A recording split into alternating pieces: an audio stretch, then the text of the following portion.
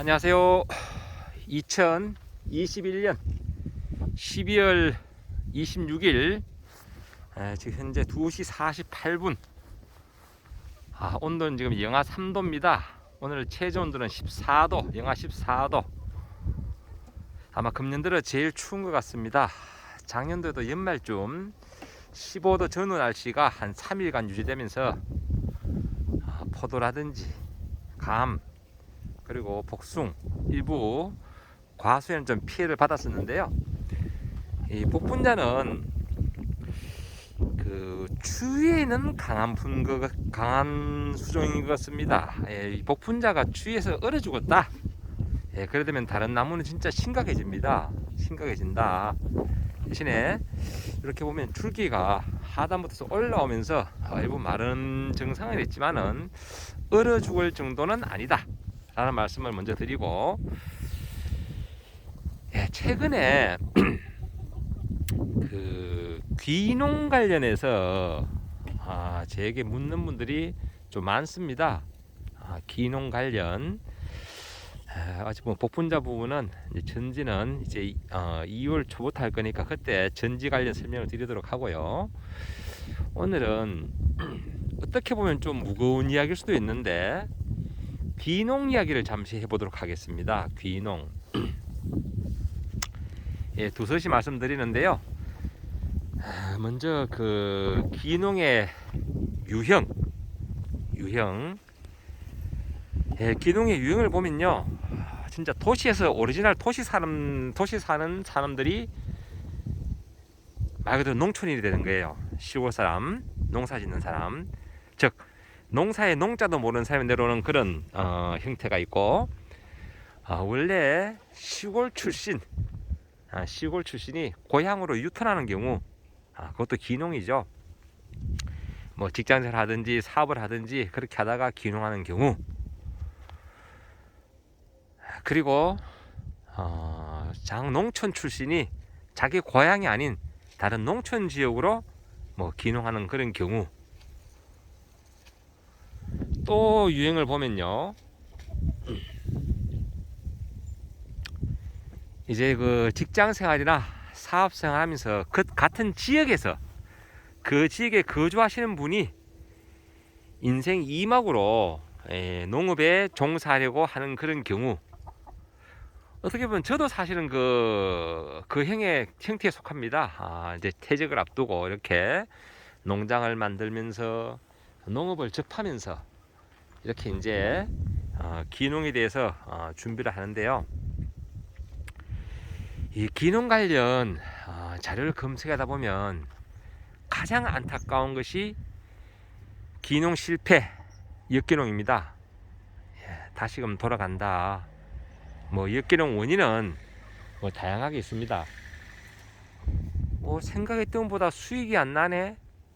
생각했던 것보다 농촌에 인정이 많은 줄 알았는데 와서 살아보니까 이게 뭐지? 도리어 뭐 텃세도 있는 것 같고 좀 뭔가 불편하다. 아니면 가족들과 같이 진짜 오손도손 그런 단란한 생각을 왔는데 막상 아이들이 성장하면서 교육 문제라든지 이런 문제 때문에 다시 역귀농하는 그런 경우도 있습니다. 이런 부분 보면 참 안타까운데요. 그렇습니다. 이 귀농이 진짜 준비해서 했다가는 큰일 납니다. 진짜 준비를 하시고, 또 귀농 하실 분들은 귀농이 나에게 적성이 맞는지 한번 판단을 해 보셔야 됩니다. 뭐 농사 짓는데 적성이 어디 있냐라고 하지만은 이 농촌일은 대부분 뭐 시설하우스도 있겠지만은 대부분 야외 활동이 많습니다. 즉 더울 때 추울 때 가리지 않고 환경에 관계없이 일을 해야 될 그런 경우도 있습니다. 더워도 땀을 뻘뻘 흘리고 일을 해야 될 야외 활동도 많고 하기 때문에 이 귀농에 대한 적성은 첫 번째, 본인이 식물, 농작물 키우기라든지 아니면 동물 뭐 이런 거 키우는 걸 좋아하느냐, 아니면 기농도 꼭 농사 짓는 것만 있지는 않습니다. 가공. 나는 가공에 관심이 많다. 아니면 최소한 나는 농촌에 들어와서 농촌의 농작물 유통에 관심이 많다. 라는 그런 적성이 있어야 됩니다. 그냥 촌에 가서 그냥 농사나 지볼까? 농사나 지볼까 하면서 아주 쉽게 짓가는 경우, 실제 농사 아무나 짓는 거 아니거든요. 시골에서 잔뼈가 굵은, 즉 귀농하신 분들이 말하는 현지인들, 그분들도 수많은 시행착오를 겪고 잔뼈가 굵은 사람들입니다. 10년 이상 하신 분들이 겨우 정착한 게 농사입니다. 쉽게 생각하고 접근했다가는 참 어렵다. 즉 적성에 맞아야 된다. 적성. 그리고 사전 준비 단계로 어느 작목을 선택할 것인가, 또 어느 지역을 선택할 것인가, 이런 것도 좀 충분히 검토를 해야 됩니다. 그리고 어느 작목을 선택했으면 내가 그 작목에 대해서 얼마나 공부를 했고 얼마나 연구를 해서 하고 있는가, 자기 자신도 한번 돌아봐야 됩니다. 그리고 지역 간의 갈등, 어떤 분들 보면 막 특수 이야기를 많이 하시는데요. 도시에도 사실 그 층간소음이 있잖아요. 아랫집 윗집 간에도 갈등이 있는데, 이 농촌 정서 전혀 모르신 분이 와가지고 그 지역에서 특히 내가 좀 아는 척, 있는 척, 잘난 척 하신 분들 오시면 100% 실패합니다. 왜냐하면 너무 잘난 척 하는 사람들 사실 도시에서도 별로 꼴불견이거든요. 시골도 마찬가지입니다. 오셔서 같이 어울리려고 노력을 하고 사람 살면서 다 그런 모난 부분이 있겠지만은, 그래도 공동체 의식을 가지고 마을의 행사, 예를 들어서 어버이날 행사라든지 노인들의 야유회를 간다든지 이러면 우리 부모님이라 생각하고, 또 그 마음적으로 많지는 않지만 인사라든지 약간의 협찬 이런 거 해주면 참 좋아합니다. 금방 어울릴 수 있어요. 그런데 내가 왜 그런 걸 하려고 왔느냐, 도시에서도 골치 아팠는데 시골에서까지 와가지고 그런 생각들을 하면서 내 마음대로 살겠다, 그런 분들은 진짜 나는 자연인처럼 주변에 농가나 마을이 없는 곳에 가서 혼자 사시면 됩니다. 하지만 이 농촌 일이라는 것이 그런 그 공동체적인 그런 일들이 많습니다. 왜냐하면 농사라는 게 갑자기 많은 인력이 필요하고 이웃의 도움을 받아야 될 그럴 필요가 있는 시기가 있습니다. 요즘은 기계화가 돼가지고 사실은 심기도 쉽게 뚝딱뚝딱하고 벼베기 이런 것도 다 쉽게 기계화돼서 뚝딱뚝딱 하지만, 예전에 이 모든 것들이 사실은 공동체적인 그런 품앗이 개념이었거든요. 그런 식으로 되고, 또 이 마을도 보면 그 명절 때는 같이 마을 정화 사업으로 마을 입구에 풀베기를 한다든지 이런 거 한 번씩 합니다. 그럴 때는 같이 동참하셔야지, 나는 안 한다, 내가 왜 그런 걸 다 하느냐 라고 했을 때는 같은 주민들도 외면을 하게 됩니다. 처음부터 그런 그 거리감을 두는 게 아니라 서로 잘해야 되겠죠. 서로 오픈 마인드 되면 그래 아마 텃세나 이런 건 아마 없으리라 생각합니다. 물론 일부 지역에 아주 특이한 그런 사람들이 있습니다. 그런 분들은 그 마을에 사신 분들도 어렵게 생각하시는 분들이 있어요. 돌아서면 꼴통이라 욕하는 사람들이 있습니다. 그런 분들은 지역에 사는 현지인들도 힘든 그런 분들이 있기 때문에, 아마 그런 분들 때문에 힘들다면 그거는 도시에도 그런 사람이 있다, 차라리 더 많다 생각하시면 됩니다.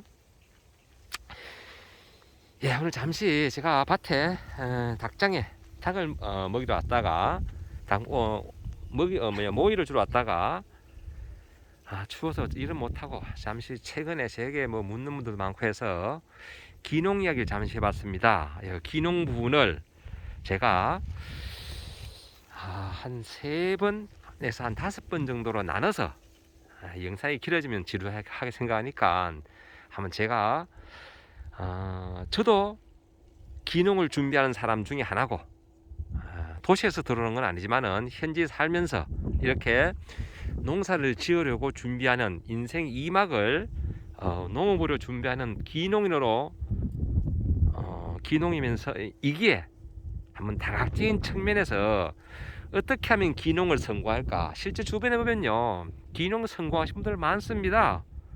또 안타까운 분도 많아요. 안타까운 분도. 진짜 준비 없이 오셔가지고 안타까운 분도 많은데, 실례를 한 분 들면요, 그분은 고향으로 유턴하는 분입니다. 고향으로. 예, 도시에서 고향으로 40대 말 50대 초에 기양을 했어요. 예, 기양을 하셔가지고 도시에서 뭘 했는지 자세히 안 물어봤지만은, 예, 아버지가 논농사 대략 한 50마리 정도 지었던 집입니다. 그러니까 기반도 있는 집이에요. 근데 아버님은 기운기 하나로 농사를 지었습니다. 힘든 일은 동네 농기계 활용을 하고요. 이렇게 농사를 지었는데, 이제 젊은 층이죠. 예, 좀 농촌이 고령화되다 보니까 50 전후 같으면 대단히 젊습니다. 예, 막상 들어보니까 이 경기로 하기에는 이 좀 아마 기억이 안 맞았을 거예요. 그러다 보니까 농기계부터 구입을 합니다. 그 당시에 제가 그랬어요. 너무 무리한 투자하지 마시라. 굳이 하려면 트랙터 정도는 이해한다. 근데 그분이 트랙터 구입하고 이항기 구입하고 마지막엔 제가 극구 말렸는데 콤바인까지 구입했습니다. 본인의 주장은 그래요.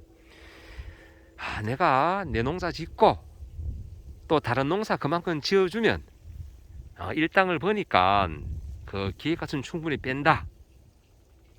그때 제가 말렸어요. 아니, 여기 현재 농사 짓는 분들, 진짜 손기술 좋아가지고 기계를 잘 만드는 분들, 논을 기운한다든지 로타를 친다든지 하면 더 이상 손댈 게 없이 반듯하게 하는 분들도 일이 안 많은데, 금방 기계 샀다고 기계 새 거라고 일 맡길 사람들이 누가 있느냐.